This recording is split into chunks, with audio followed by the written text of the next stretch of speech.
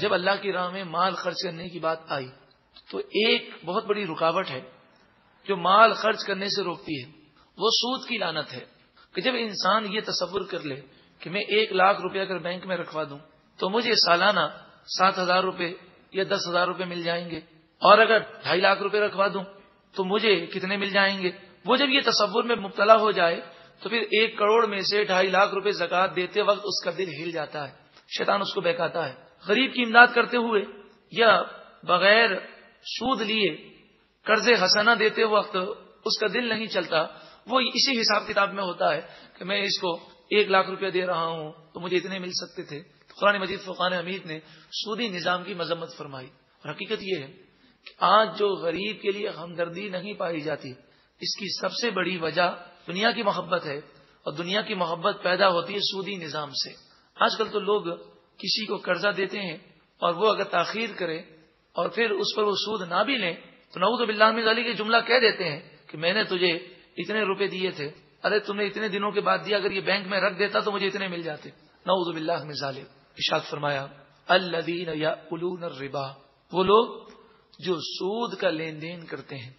سود کھاتے ہیں، یہاں مراد سود کا لین دین ہے۔ لا یقومون الا کما یقوم الذی یتخبطہ الشیطان من المس، یہ کل بروز قیامت کھڑے بھی نہیں ہو سکیں گے مگر اس طرح کھڑے ہوں گے جیسے کسی کو جن آسیب نے چھو کر پاگل بنا دیا ہو، کبھی وہ ادھر گرتا ہو کبھی ادھر گرتا ہو۔ تو سود خور کے پیٹ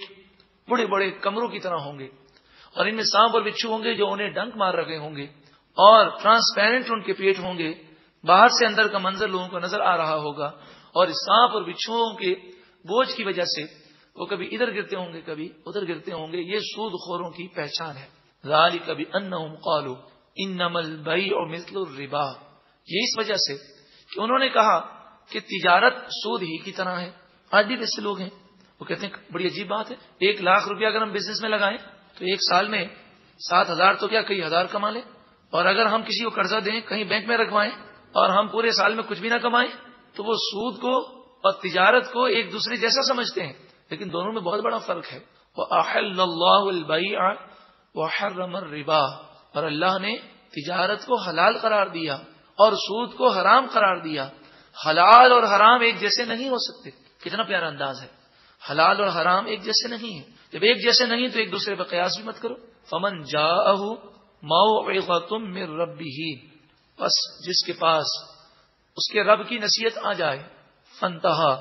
پھر وہ سود لینے دینے سے باز آ جائے، فَلَهُ مَا سَلَفَ،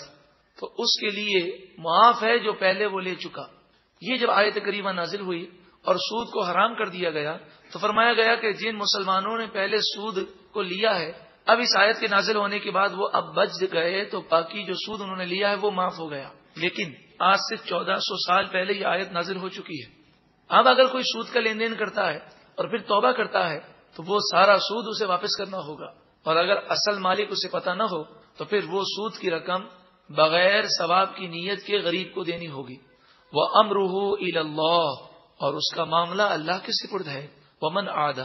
اور جو سرکشی کرے اور پھر سود میں مبتلا ہو، فَأُولَٰئِكَ أَصْحَابُ النَّارِ، یہی لوگ جہنمی ہیں، ہم فیہا خالدون، وہ اس میں ہمیشہ رہنے والے ہیں۔